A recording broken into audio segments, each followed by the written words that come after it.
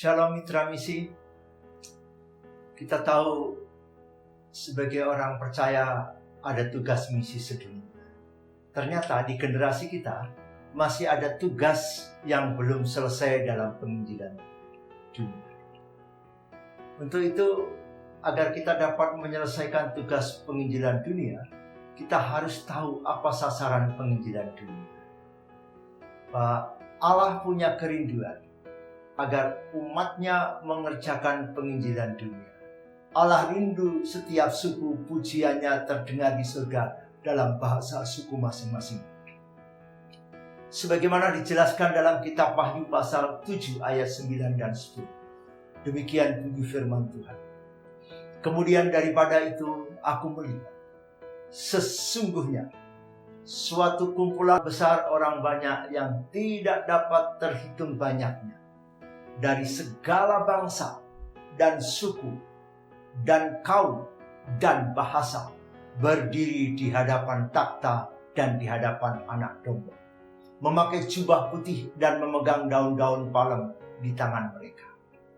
Dan dengan suara nyaring mereka berseru, keselamatan bagi Allah kami yang duduk di atas takhta dan bagi Anak Domba. Nah, kita berbicara tentang menyelesaikan tugas yang masih tersisa. Kita akan melihat pada tugas misi yang masih tersisa yang harus diselesaikan oleh generasi kita saat ini. Yang berikut kita akan memikirkan siapa mereka, di mana mayoritas suku-suku atau orang-orang yang tak terjangkau berada. Dan yang ketiga, bagaimana cara untuk menjangkau mereka, sehingga tugas yang tersisa kita dapat menyelesaikan dengan baik pada generasi kita ini. Saudara-saudara, ada peluang-peluang yang diberi kepada kita di generasi ini untuk menyelesaikan tugas yang tersisa. Luar biasa kesempatan yang diberikan yang pertama, yaitu menginjili di antara blok agama besar. Dan blok agama besar ini adalah blok Muslim, non-religius, Hindu, dan Buddha. Dan blok ini ada di kawasan Cendela 1040. Terdapat paling banyak kawasan Cendela 1040 yang perlu dijangkau oleh Injil. Di mana Cendela 1040 itu, yaitu 10 derajat lintang utara dan 40 derajat lintang selatan. Yaitu meliputi dari Afrika Timur membentang ke Asia Tengah, Asia Selatan, sampai ke Asia Tenggara dan Asia Timur. Inilah blok-blok agama besar berada. Nah, blok agama besar terdiri dari 61 negara lebih, atau 3,8 miliar, atau 2/3 dari penduduk dunia saat ini. Di Cendela 1040 ini juga tempat dari 37 dari 50 negara yang paling sedikit mendengar Injil. Dan Cendela 1040 juga terdapat penganiayaan terhadap orang Kristen, yaitu mencapai 200.000 orang per tahun, atau sekitar 22 orang per jam. Di Cendela 1040 juga tempat dari 82% orang termiskin di dunia. Dan kita melihat inilah pentingnya pekerjaan misi ini diselesaikan. Selanjutnya, peluang di generasi kita yang Tuhan bukakan, yaitu menjangkau kembali Eropa pasca Kristen. Dulu kita mendengar negara-negara Eropa terjadi kebangunan rohani yang luar biasa. Laporan-laporan yang menggembirakan di negara-negara Eropa.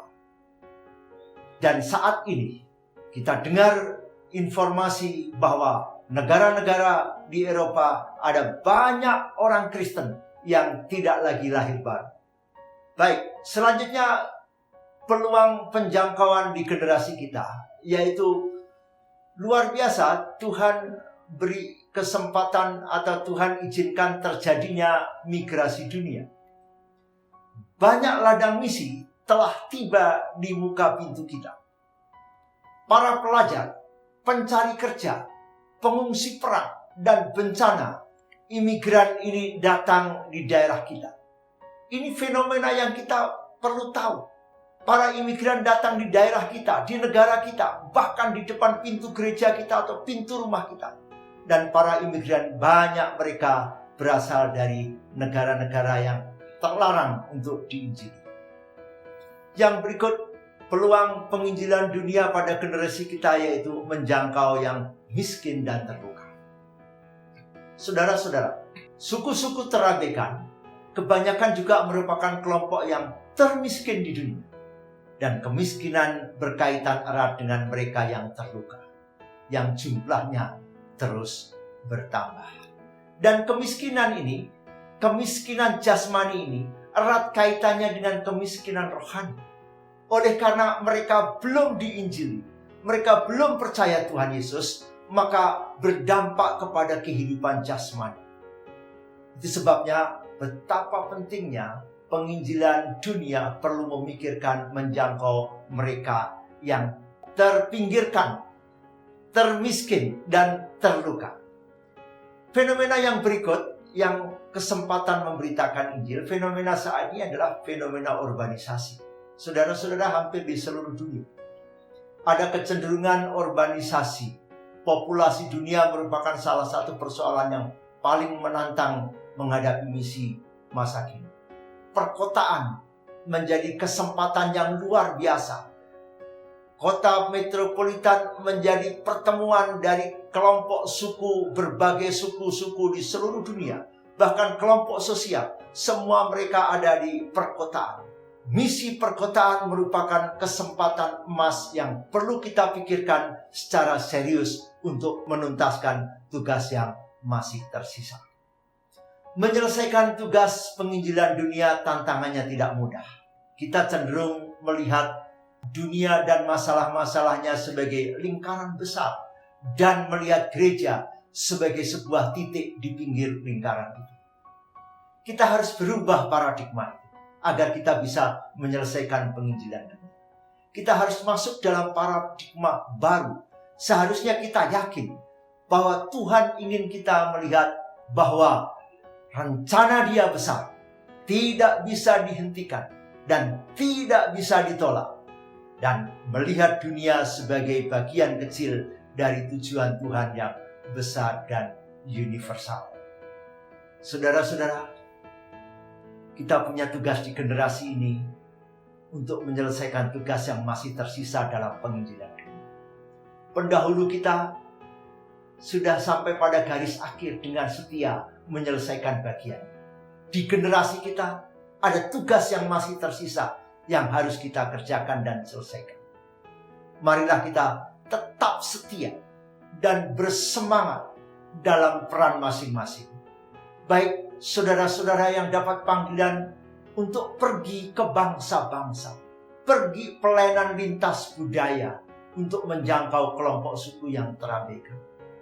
Baik Bapak Ibu yang dapat panggilan misi sebagai pengutus yang mendukung mereka yang pergi, yang mendoakan sebagai pengutus, mendoakan mereka yang pergi agar mereka diberi keberanian, bahkan Tuhan membuka pintu untuk memberitakan Injil kepada para pekerja misi.